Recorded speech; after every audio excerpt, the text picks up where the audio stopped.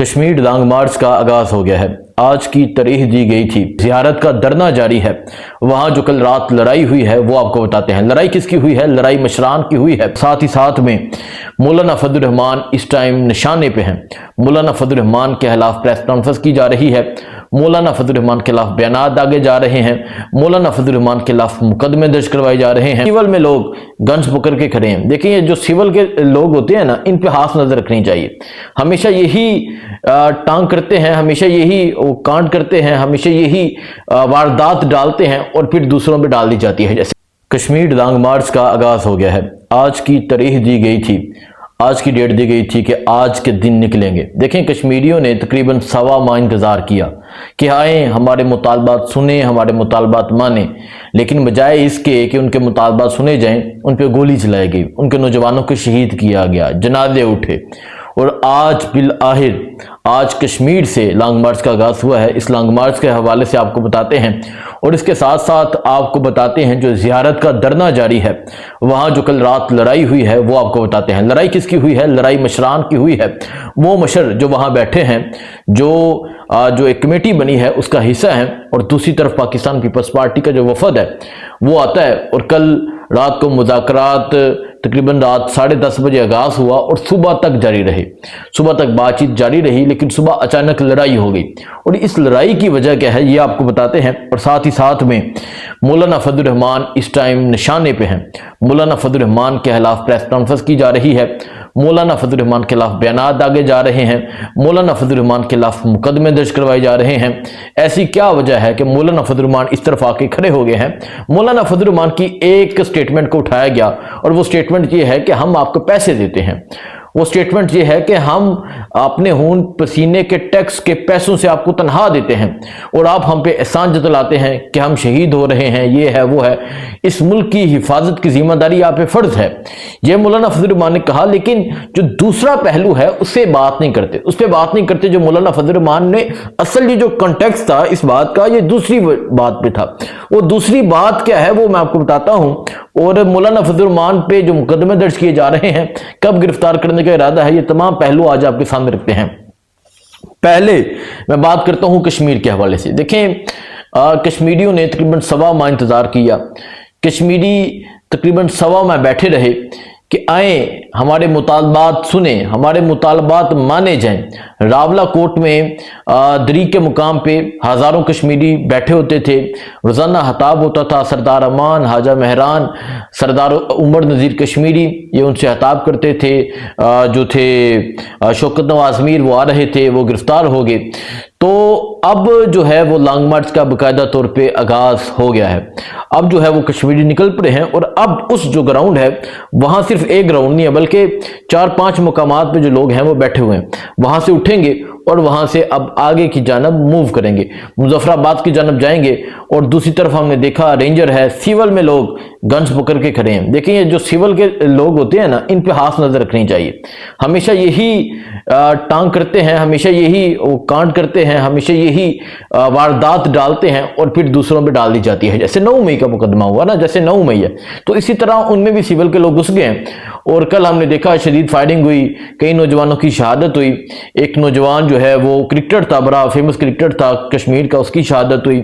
سو اس طرح کئی نوجوان کل بھی شہید ہوئے، اور اب وہ جو ہے وہاں سے نکلنے لگے ہیں۔ لیکن اس مارچ میں ہم دیکھ رہے ہیں کہ کشمیری مائیں بہنیں اپنے بھائیوں کو الوداع کر رہی ہیں۔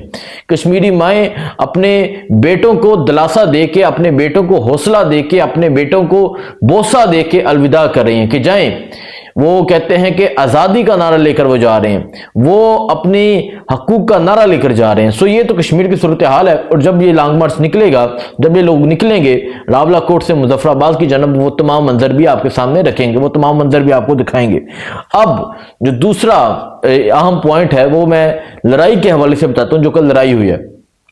لیکن زیارت کا جو دھرنا ہے وہ جاری ہے، اور گزشتہ کئی دنوں سے جاری ہے۔ اب جو زیارت کا دھرنا ہے، یہاں کوئی سیول میں یا کوئی عام، ہم تو کہتے ہیں نا سویلین کی، تو یہاں چلیں مان لیتے ہیں سویلین کی یہاں کوئی اوقات نہیں ہے، سویلین کو پوچھا نہیں جاتا۔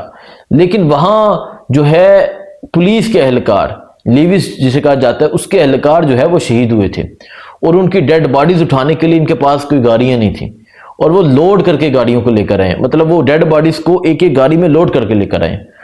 شرم آنی چاہیے یقین کریں کہ اس نظام پہ، کہ آپ ٹھیک ہے، آپ ہم سویلین کو نہیں پوچھتے، آپ ہمیں جوتے کی نوک پہ رکھتے ہیں، آپ ہمیں مارتے ہیں پیٹتے ہیں، ٹھیک ہے مان لیا، لیکن آپ اپنے اداروں کے لوگوں کے ساتھ یہ کر رہے ہیں۔ وہ جو ہے پولیس کے جو اہلکار تھے جن کی شہادت ہوئی اور ان کی ویڈیوز بھی نشر کی گئی، اور ان کی ڈیڈ باڈیز کس طرح آ رہی ہیں؟ ایک ایک گاڑی میں لوڈ ہو کے، یہ جو نہیں ہوتے لوڈر گاڑیاں ان میں آ رہی ہیں۔ مطلب آپ ایمبولینس کا انتظام نہیں کر سکے۔ اس ٹائم پاکستان کو بنے کتنے سال ہو گئے ہیں اور آپ دیکھیں کہاں کریں۔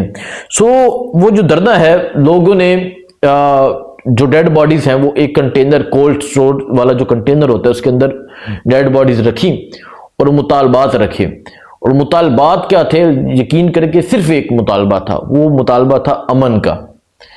امن کا نعرہ لگایا جا رہا تھا کہ ہمیں امن دیا جائے، اور آج بھی جو ڈیڈ باڈیز ہیں وہ کنٹینر کے اندر وہاں موجود ہیں جہاں دھرنا جاری ہے۔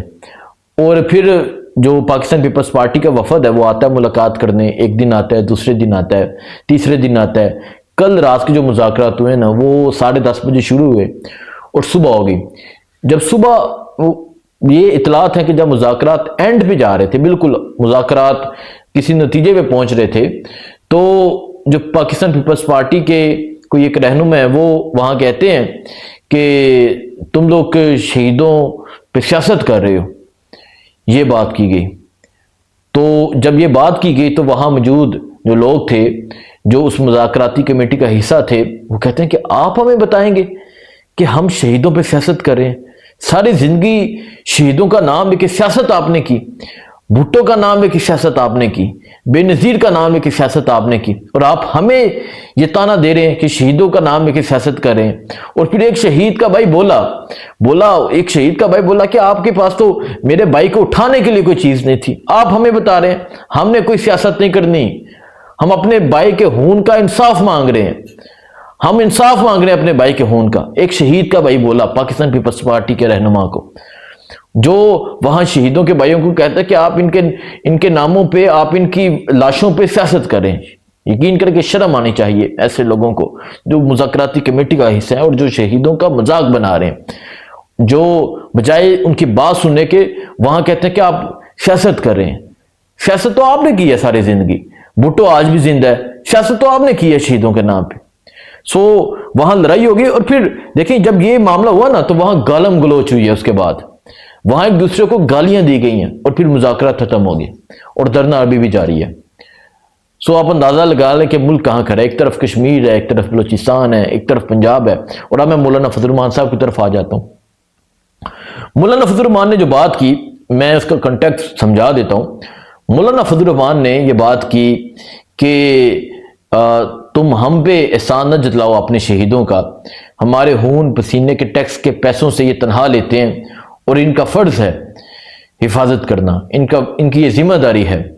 اور ساتھ میں جو دوسری بات انہوں نے کی، اس کو یہ کوٹ نہیں کرتے، بڑے آج کل یہ چمچے، یہ فیض الحسن چوہان جیسے گندے لوگ یہ سامنے آ کے باتیں کر رہے ہیں، اور یہ گلیز لوگ آ کے مولانا فضل الرحمان کو ٹارگٹ کر رہے ہیں۔ لیکن دوسری بات بھی کریں نا آپ، ٹھیک ہے آپ انہیں ٹارگٹ کریں ضرور کریں، لیکن آپ دوسری بات مولانا فضل الرحمان نے یہ کی کہ ہمیں یہ کہتے ہیں کہ لشکر بناؤ، ہمیں یہ کہتے ہیں کہ ان کے خلاف اسلحہ اٹھاؤ۔ کن کے خلاف؟ جو اس ٹائم بلوچستان میں کارروائیاں کریں، وہ کہتے ہیں ہم کیوں اٹھائیں، یہ آپ کا کام ہے، ہم کیوں لشکر بنائیں، ہم کیوں مسلح جدوجہد کریں، یہ آپ کا کام ہے، ان کے خلاف لڑیں، ہم کیوں آپ کی مدد کریں، آپ جائیں نا، آپ جا کے لڑیں ان کے ساتھ۔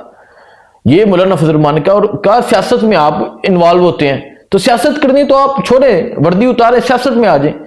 اب دوسری بات دیکھیں نا، اب مولانا فضل الرحمان نے جو بات کی اس کے دو کنٹیکٹ سے۔ دوسری بات یہ تھی کہ ان شارٹ مولانا فضل الرحمان کو کہا جا رہا ہے کہ آپ ہماری مدد کریں، آپ لشکر بنائیں، تو وہ کہہ رہے ہیں کہ ہمارا یہ کام نہیں ہے، ہم اپنے لوگوں کو کیوں کہیں کہ وہ لشکر بنائیں۔ اور پہلی بات انہوں نے کہا کہ یہ آپ کا کام ہے، آپ پیسے لیتے ہیں، آپ ٹیکس کے پیسوں سے تنخواہ لیتے ہیں، یہ آپ کا کام ہے۔ تو اب وہ معاملے کو سمجھ نہیں رہے کہ مولانا نے کتنی گہری بات کی ہے، اور یہ کتنی انتہائی خطرناک بات ہے کہ اب یہ ان سے مدد کے لیے پہنچ گئے ہیں۔ اور اب مولانا کے خلاف یہ طاہر اشرفی جیسے یہ بکاؤ مولوی ہر جگہ آ کے بیٹھ گئے ہیں، پریس کانفرنس کر رہے ہیں اور ایکٹنگ کر رہے ہیں، ٹھیک ہے، انہیں وہ کہتے ہیں نا یہ ہر پاسے دا ہے، इधर दा भी है, इधर दा भी है, इधर दा भी है, इत्थे बालो उत्थे बालो उत्थे बालो, हर पासे दा। सो ये मामला है जी मौलाना फजल रहमान का, उन पे कसूर में जहां उन्होंने जलसा किया वहां FIR दर्ज हुई, गुजरांवाला में हुई। कल वो मैं देख रहा था, फैजल हसन चौहान कह रहे हैं माफी मांगे आपने। अब फैजल हसन चौहान जैसे लोग मौलाना से माफी का मुतालबा करेंगे, यकीन करें कि मजाक, ये इससे बड़ा मजाक क्या हो सकता है। खैर वो कह रहे कि मैं मुकदमा दर्ज करवाऊंगा, ठीक है आप करवा लें, आपने इमरान खान को गिरफ्तार किया ना, अब मौलाना को भी गिरफ्तार कर लें, उठा लें, इसी तरह गिरबान से पकड़ के गिरफ्तार कीजिएगा, फिर मुल्की हालात देख लीजिएगा। सो ये मामला है, बाकी जो होगा आपको अपडेट करते रहेंगे। दो में याद रखें। अल्लाह हाफिज़।